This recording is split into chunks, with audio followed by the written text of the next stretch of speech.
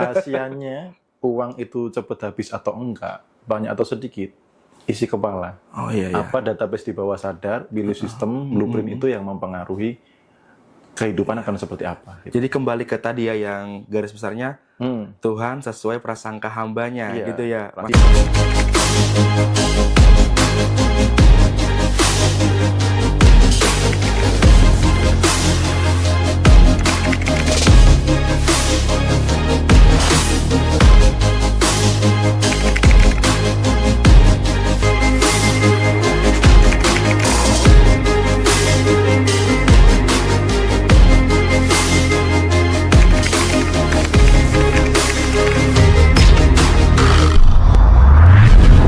Selamat malam Om Bimo. Wah, Halo, malam bro. apa kabar nih Mas Bimo nih? Ya, malam-malam kabar makin baik, makin luar biasa pastinya. Ini kelihatannya nih ya, saya mantau-mantau Mas Bimo dari sosmed saya. Kayaknya kok makin sukses aja ya. Apalagi kemarin itu saya sempat lihat kayaknya Mas Bimo dikunjungin sama pihak TikTok, pihak YouTube gitu ya. Nah tapi itu nanti aja deh. Saya tuh heran sama Mas Bimo ya. Mas Bimo tuh kayaknya tuh hidupnya santai-santai, main-main sama teman-temannya, di-upload-uploadin gitu. Itu rezekinya kok lancar terus ya. Padahal banyak loh Om, orang yang kerja keras, banting tulang, banting tenaga, semuanya dibanting-banting, tapi masih aja hidupnya sulit. Kenapa sih Om? Ada orang yang udah kerja keras, tapi hidupnya kok masih sulit, susah kaya itu. Menurut Om Bimo, kenapa itu Om? Oke, jadi gini. Orang itu gini, mereka itu apa yang ada ditaruh di kepalanya tentang cara uang datang, itulah cara uang datang. Nah, orang itu dulu sudah banyak didoktrin sejak masa kecil. Dia itu kerja, cari uang itu harus kerja. Atau cari uang itu susah. Gitu. Iya, benar-benar. Jadi contoh misalkan pada saat waktu kecil gitu ya, dikasih nasihat, belajar yang rajin, nanti cari uang itu susah, cari kerja susah.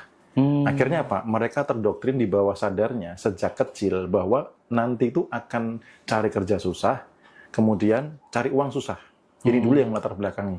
Jadi bawah sadar ini database-nya jauh lebih kuat karena sugesti di masa kecil itu kalau masuk ke bawah sadar dia akan menjadi blueprint kehidupan. Oh, gitu. Jadi alur kehidupannya seperti apa tergantung dari belief system. Oh, berarti aku kalau mau dapat duit harus kerja. Sementara cari kerja susah.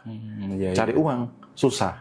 Nah, padahal kalau di kebenaran di kitab itu 10 dari pintu rezeki apa kerja?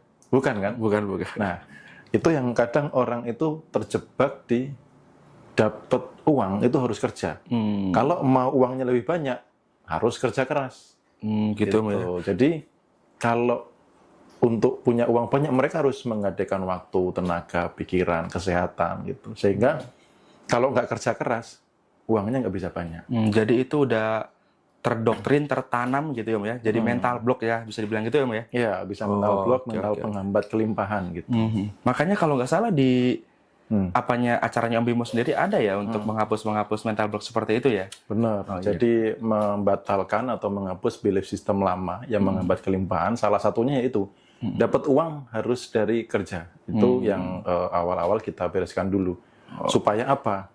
Bisa nggak sih dapat uang nggak kerja gitu loh. Oh iya gitu ya. Nah, itu yang terjadi akhirnya ketika itu pun saya dulu juga mengalami kerja sekitar 8 tahun lebih. Gitu ya, Mbak. Dan naik jabatan pun ya tabungan nggak lama. Karena ternyata kerja keras tidak menjamin uang tuh masuknya lebih banyak ya. Oh ya, seperti itu ya Om ya. Gitu. Ini jadi penasaran nih sama kelasnya Om Bimo yang menghapus mental block. Tapi itu nanti dia Om ya. Kita lanjut aja ke pertanyaan-pertanyaan selanjutnya. Oh ya, by the way buat teman-teman yang mau nanya-nanya silakan komen ya. Nanti yang beruntung pertanyaannya insya Allah akan saya sampaikan ke Mas Bimo ya. Oke, saya juga penasaran nih Mas. Kayaknya kan rezeki Mas Bimo kok lancar terus ya kan? Ada nggak sih amalan atau rahasia rasanya Om Bimo nih supaya rezeki atau uang itu nggak habis-habis Om? Kalau ada coba deh Om, kasih bocoran deh. Ya, jadi sebenarnya saya seperti ini bukan bawaan lahir ya. Artinya dulu juga pernah di posisi yang nggak beruntung gitu. Nah, kembali lagi seperti yang tadi dibahas di awal, yang membuat itu adalah isi kepala sebenarnya, Bro. Iya. Gitu. Jadi isi kepala itu mempengaruhi. Contoh misal nih, sederhana aja, ketika mau mengeluarkan uang, Iya. misalkan beli apa gitu ya, habis itu mikir, aduh nanti uangku habis gimana? Itu sudah bisa berdampak, uang habis beneran. Seperti itu ya. Nah, ketika mau beli barang atau mau ajak anak istri jalan-jalan, pikirannya harus nanti pasti ada uang datang lebih banyak lagi. Oh, seperti Gitu. itu. Ya. Jadi karena kan Tuhan sesuai dengan persangkaan hambanya kan. Iya benar. Gitu. Jadi ketika mau jalan-jalan, udah jalan-jalan, nanti pasti ada uang lagi gitu ya. Nanti Iya. pasti datang lebih banyak lagi. Apalagi kalau misalkan gini, teman-teman boleh nanti cerita nih di komentar atau gimana. Atau mungkin Bro Rendra juga pernah ngalamin. Iya. Pada saat nyenengin anak istri gitu, rezekinya lebih lancar nggak? Oh, iya benar. Gitu. Tapi ketika lagi susah, berhemat, khawatir uangnya habis, apa yang terjadi? Beneran habis. Jadi rahasianya uang itu cepat habis atau enggak, banyak atau sedikit, isi kepala. Oh iya. Apa database di bawah sadar, belief system, blueprint itu yang mempengaruhi kehidupan akan seperti apa. Gitu. Jadi kembali ke tadi ya yang garis besarnya Tuhan sesuai prasangka hambanya gitu ya Mas ya. Prasangka itu kan juga termasuk yang di kepala. Makanya kalau hidup sekarang belum ideal sesuai dengan apa yang diimpikan, bongkar isi kepalanya. Nah, itu dia guys. Dicatat ya teman-teman, ini ilmunya tuh daging banget. Kalau teman-teman nyatat nih, aduh ini ilmu mahal ini ya Mas Bimo ya. Wah, ini bagus banget nih. Terus ada nggak sih Mas kebiasaan-kebiasaan sehari-hari yang bisa bikin rezeki kita berlimpah itu kira-kira ada nggak sih? Kalau ada contohnya seperti apa ya? Ya, nah banyak orang itu terjebak di level faktanya, di level yang kelihatan. Gitu. Nah, sekarang kita kupas dulu deh, supaya teman-teman bisa melepaskan jebakan untuk tidak fokus kepada yang kelihatan. Gitu. Contohnya gini, misalkan, tadi, apakah banyaknya rezeki karena kerja keras? Apakah orang yang lebih bekerja keras otomatis lebih banyak? Belum tentu kan? Iya, benar. Kemudian, apakah yang pendidikannya lebih tinggi selalu lebih banyak? Tidak juga, belum tentu juga. Yes. Apakah yang warisannya banyak otomatis rezekinya akan lancar? Belum tentu juga. Apakah yang modalnya besar sudah pasti lebih sukses? Belum tentu juga. Nah, terus pertanyaannya, rezeki ini apa gitu? Nah, itu di-clearkan dulu. Ketika itu clear, maka kita jadi tahu, oh, kalau rezeki itu soal ini, ketika ini dipertahankan, maka dia akan mengundang di level faktanya.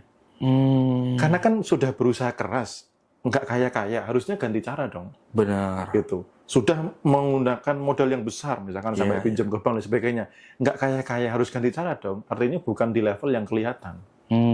Gitu. Saya berkali-kali juga menyampaikan bahwa untuk jadi kaya itu perlu kesadaran kaya. Gitu. Nah, itulah yang saya jaga sepanjang hari. Kesadaran kaya. Kesadaran kaya bahwa saya ini kaya gitu loh.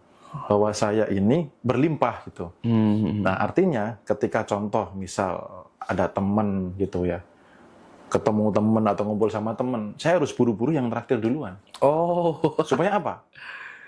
Berlimpah tadi. Iya, sadar kayanya berlimpah gitu.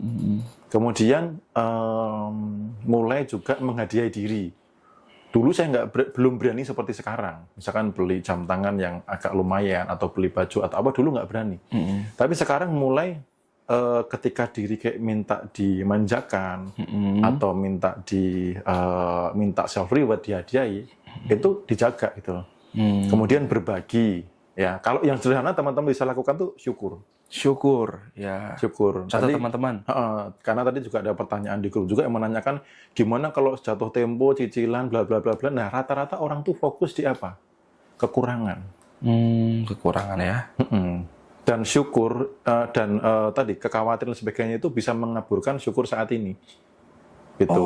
Padahal kan misalkan seburuk apapun kondisi saat ini, minimal satu masih sehat. Yang kedua ada kuota buat nonton live, kan? Iya benar. Nanti di YT misalkan gitu. Atau masih sehat atau keluarga sehat, karena dulu waktu saya di kondisi minus, cicilan 10 juta dari kartu kredit, kemudian harus bayar uang, kembaliin uang investor dan sebagainya. Itu yang saya lihat apa? Bukan itunya, bro. Saya lihat itu yang paling mudah saya lihat adalah apa? Tempat beras. Karena tempat beras itu kan dari plastik yang transparan gitu ya. Iya, iya. Itu saya lihat, bersyukur berasku masih ada. Kemudian apa yang saya lihat, anak istri. Bersyukur mereka sehat. Kebayang nggak bro? Kondisi lagi minus, anak harus sakit atau istri harus sakit. Itu kan luar biasa menderita. Tekanannya luar biasa. Akhirnya ketika melihat itu, syukur. Kemudian sampai saya yang hanya tinggal di kontrakan, itu pun saya bersyukur tinggal di kontrakan yang seperti ini, gitu loh. Saya nyaman, kemudian tidak terganggu dan lain sebagainya gitu. Jadi apa yang bisa saya lihat, termasuk benda, apa kejadian itu aku apresiasi gitu loh. Jadi apresiasi, disyukuri. Nah itu yang membuat mental kelimpahan ini terbangun. Bahwa aku ini berlebih, aku ini ada gitu loh. Beda dengan orang yang setiap hari fokusnya kekurangan. Gitu ya. Nanti cicilan lagi. Padahal saat itu saya juga ada cicilan 10 juta per bulan, nggak kerja bro, coba. 10 juta per bulan, nggak kerja, punya anak. Iya benar-benar. Ya kan? Itu, jadi ada memang kekurangan, tapi coba geser fokusnya yang ada, yang berlimpah. Itu. Oh iya, iya.